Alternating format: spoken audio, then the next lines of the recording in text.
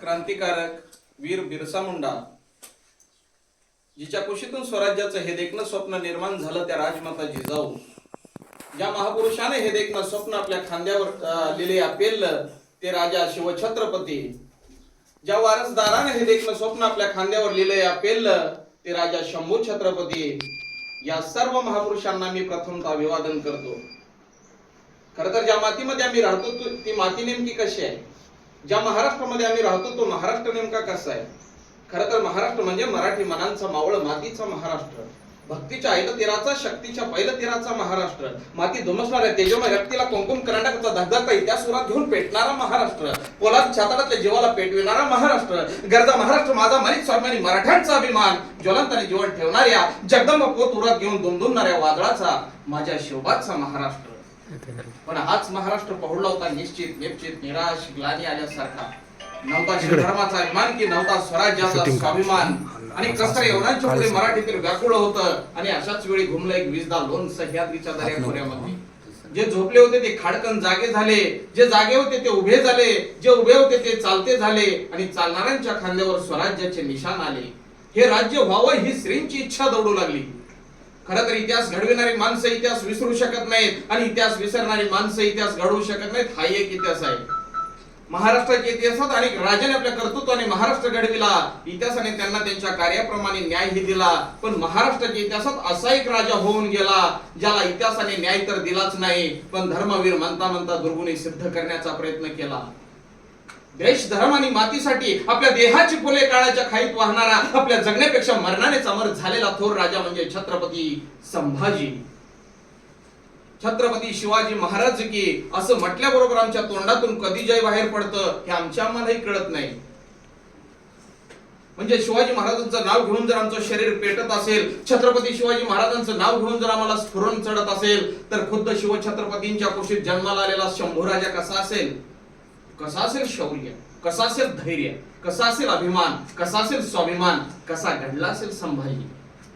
पण आम्हाला जर विचारलं संभाजी राजे कोण होते, तर आम्ही दोन वाक्यात उत्तर देतो. संभाजी रगेल होते आणि रंगेल होते. संभाजी म्हणजे मराठ्यांचे पुत्र असून, युवराज असून, मोगलांना जाऊन सामील झालेले, नाना नाना नाना रूपांच्या फैरी झाडल्या. काय खरा इतिहास, काय खरी वस्तुस्थिती. ज्यावेळी इतिहासाची पाने आम्ही चालतो त्यावेळी खरा इतिहास आमच्या लक्षात येतो. 14 मे 1657 किल्ले पुरंदरावर या शिवरत्नाचा जन्म झाला, आणि महासाई जिजाऊने आपल्या थोरल्या पुत्राची याद म्हणून संभाजी असं नामकरण केलं. संभाजी राजांचा जन्म झाला आणि स्वराज्य वाढत वाढत वाढत निघालं. प्रतिपद्य चंद्र लेखेव, प्रतिपदेच्या चंद्राच्या कले कलेप्रमाणे हे स्वराज्य वाढत वाढत निघालं.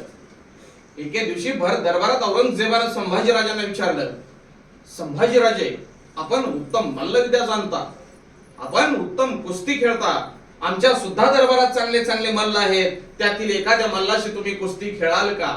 तसा 9 वर्षाचा छावा काढला, आम्ही फक्त आमच्या लायकीच्या मल्लाशीच कुस्ती खेळतो, आणि तुझ्या दरबारात माझ्या लायकीचा एकही मल्ल नाही. सबब हे महाराष्ट्राचं पाणी होतं.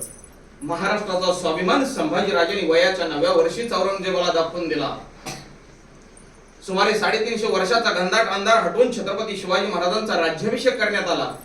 शिवाजी राजे स्वराज्याचे पहिले छत्रपती झाले. आतापर्यंत इतिहासामध्ये मराठ्यांची पोरं ही फक्त सरदार पुत्र होती, पण या घटनेनंतर संभाजी राजे स्वराज्याचे पहिले छत्रपती पुत्र ठरले. या घटनेपर्यंत संभाजी राजावरती एकही डाग नाही, एकही आरोप नाही, पण या घटनेनंतर संभाजी राजांच्या चरित्राचं पाणी असं काही वेगळ्या पाटाने वळवून देण्यात आलं की मूळचा पुरता संभाजी राजाच हरवून गेला. मल्हार रामराव चिटणीस या बखरखाराने संभाजी राजांना आपल्या खापर पांजोबाला हत्तीच्या पायाखाली दिल्याचा राग मनात धरून संभाजी राजांचं अत्यंत विकृत चित्रण केलं. सभासद बकराने तसंच केलं, आणि या 2 बकरींचा आधार घेऊनच मग पुढचं लेखन झालं, आणि बदनाम होत राहिला संभाजी. स्वराज्याची गाडी नीट बसून संभाजी राजांचा राज्याभिषेक करण्यात आला. संभाजी राजे स्वराज्याचे दुसरे छत्रपती झाले. त्याच वेळी महाराष्ट्राचं आभाळ काळवंडलं होतं. औरंगजेबाने मराठी विरुद्धची मोहीम मोठ्या थाटात उघडली, पण संभाजी राजाने त्याची पुरती वाट वाट वाट लावली. कडाडले संभाजी, आमच्याच वाटेवर येऊन आमच्याशीच वाटमारी करणाराची त्याच्या वाटेवर जाऊन वाट लावल्याशिवाय आमच्या वाटेवर परतत नाही आम्ही, हा इतिहास आहे आमचा. पण औरंगजेबाने संभाजी राजा विरुद्ध मोहीम उघडली, त्याची गहरी चाल यशस्वी झाली. गणोजी शिर्के संभाजी राजांचे सख्खे मेहुणे, वतनाचा न दिल्याचा राग त्यांचा. आणि गणोजी शिर्के आणि सावंतांच्या खटल्याचा निकाल कवी कलशाने सावंतांच्या बाजूने दिला. म्हणून गणोजी शिर्केला वाटलं की कवी कलश म्हणजे विरोधकच, आणि गणोजी शिर्केने कवी कलशावरती आक्रमण केलं. आणि संभाजी राजे आले कवी कलशांच्या मदतीला धावून आणि गणोजी शिर्केचं शिरकाण केलं. पण या ठिकाणी औरंगजेबाची घरी चाल यशस्वी झाली होती. संभाजी राजांना रायगडावरून पन्हाळ्यावर काढण्यात यश आलं होतं, कारण त्याला माहिती आहे संभाजी राजांना आपण रायगडावरती हरवू नाही शकत. तसा हेर धावत आला. राज गनिमाने डाव हेरला, रायगडाला वेढा दिला. संभाजी राजाच्या काळजाचा ठेका चुकला. रायगड म्हणजे स्वराज्य, महाराणी तिथं आहे, बाळराजे तिथं आहे, चला निघा. पण मुकरब खानाने रायगडाकडे जाणाऱ्या सगळ्या वाटा बंद करून ठेवल्या होत्या. एकच वाट शिल्लक होती, गर्द बिकट वहिवाट असलेली, डोंगरदऱ्याची, कडे कपाऱ्याची, संगमेश्वराची. आणि संभाजी राजांनी नेमकी तीच वाट ठरली की संगमेश्वराच्या मार्गाने रायगडावरती पोहोचायचं. पन्हाळ्याला बगल देऊन जात असताना ही वार्ता महलोजी बाबांना समजली आणि महलोजी बाबा म्हणाले, चला नामी संधी आहे. आणि मुकरब खान 5000 सैन्य घेऊन संभाजी राजाला पकडण्यासाठी जात असताना महलोजी बाबांनी त्याच्यावरती आक्रमण केलं. दोघांमध्ये घनघोर लढाई सुरू झाली. तो जोश वेगळा, तो आवेश वेगळा. महलोजी बाबा दोन्ही हातात 2 शमशेर घेऊन लढतोय, वाघासारखा लढतोय. पहिली फळी गारद, दुसरी फळी गारद. तो जोश वेगळा, तो आवेश वेगळा. आणि मग मुकरब खानाला वाटलं वाघ कसा असतो. पण मुकरब खानानं घरी चाल खेळली. लढत्या महलोजीवरती तीर धरला, तीर सुटला, थेट महलोजीच्या कंठात घुसला. लढता महलोजी बाबा निशस्त्र झाला. अरे गुळाच्या ढेकाला मुंग्या डसावा असं यवनी सैन्य माझ्या महलोजी बाबांना डसलं. आणि लढता लढता महलोजी मातीत पडला. फुललेल्या श्वासाने माती उंच उडाली आणि उंच उडाल्या मातीला सांगता झाला, सांगा माझ्या राजाला हा महलोजी मातीत मेला. नुसता मातीत नाही मेला तर मातीसाठी मेला. अरे मातीत मरणारे काही असतात, पण मातीसाठी मरणारे फक्त मराठी असतात, हे सांगत गेला. आणि इकडे संभाजीची नजर फिरली. पाहतो तर काय आतापर्यंत ऐकलं होतं नद्या समुद्राला येऊन मिळतात, पण इथं उलट. त्या नावडी नदीला, त्या मांडवी नदीला मुकरब खानाचा सेनासागर भेटायला आला होता. काठावर होते शिवपुत्र संभाजी आणि कवी कलश. गडाडला मुकरब, खिंचलो तलवार उसकी. पण पुढे जायचं कोणाचं धाडस होईना. कोणीतरी पुढे एक पाऊल पुढे उचलायचं आणि संभाजी नुसती नजर वर उठायची. 4 पावलं मागे सरायचं तो. अखेर मुकरबने दोरखंड फेकले. छावा संभाजी राजा गिरफ्तार झाला. मराठ्यांचा मुकुट मोगलांच्या कैदेत फसला.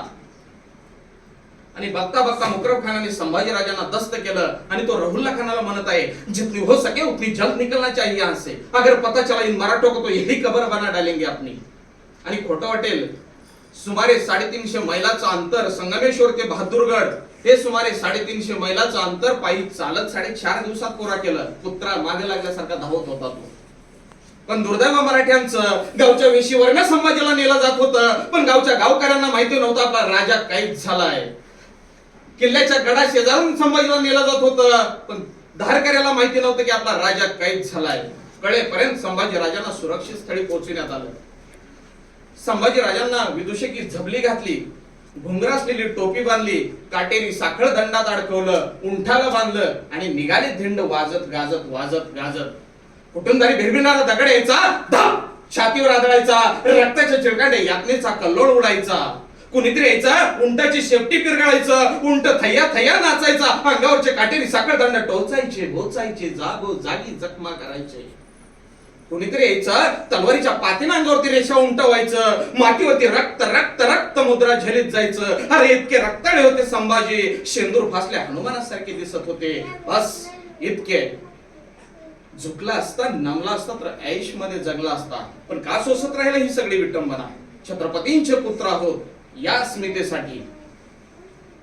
आणि मुकरब खानाने संभाजी राजांना औरंगजेबाच्या दरबारात त्या ठिकाणी हजर केलं. त्यावेळी औरंगजेब नमाज पढत होता आणि त्याची ती अवस्था पाहून संभाजी राजे कवी कलशांना म्हणाले, कविराज, कवी आहात आपण, मग या प्रसंगावरती तुम्हाला सुचते का एखादी कविता? तसे कविराज म्हणाले, हाँ राजन, का नहीं, तुम हो शान से खूब लड़े हो जंग, देख तुम्हारा तेज तखत तजत औरंग.